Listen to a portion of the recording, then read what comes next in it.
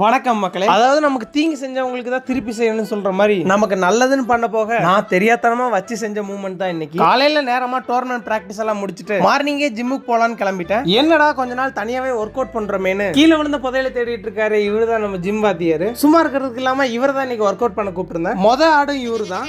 சும்மா சொல்லக்கூடாது, நல்லா தான் ஒர்க் அவுட் போயிட்டு இருந்தது. எனக்காக ஒர்க் அவுட் பண்றேன்னு கூட வந்தாரு.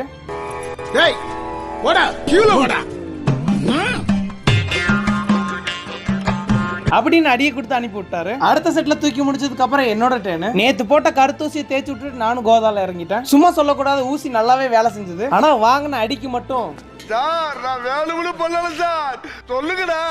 ஃப்ரீ டைம்ல எடிட் பண்ணிட்டு ஈவினிங் போல கிளாஸுக்கு கிளம்பி போனா தேர்தல் பிரச்சாரம்ட்டு ஃபுல்லா டேக் டைவர்ஷன் கொடுத்துட்டாங்க. அதெல்லாம் தாண்டி கிளாஸுக்கு போறதுக்கு லேட் ஆகி போச்சு. ரெகுலரா வீடியோஸ் எல்லாம் எடுக்கிறதுனால நம்ம போன்ல ஸ்டோரேஜும் பத்தல. ஸ்டோரேஜ் பென் டிரைவ் கல்லூரி நண்பன் இருக்குன்னு ஒரு இன்ஃபர்மேஷன். அவ்வளவுதான், 2 காஃபி வாங்கி கொடுத்து ஏமாத்திட்டேன். பென் டிரைவ் கொடுக்கும் போதே சொன்னா இதுல ரொம்ப இம்பார்ட்டன்டான போட்டோஸ் ஃபைல்ஸ் எல்லாம் இருக்குது, அது மட்டும் எனக்கு வேணும்னு. சரிடான்னு எல்லாத்துக்கும் தலையை ஆட்டினேன். ஆனா வெற்றிகரமா தெரியாதனமா ஃபார்மேட் கொடுத்துட்டேன்.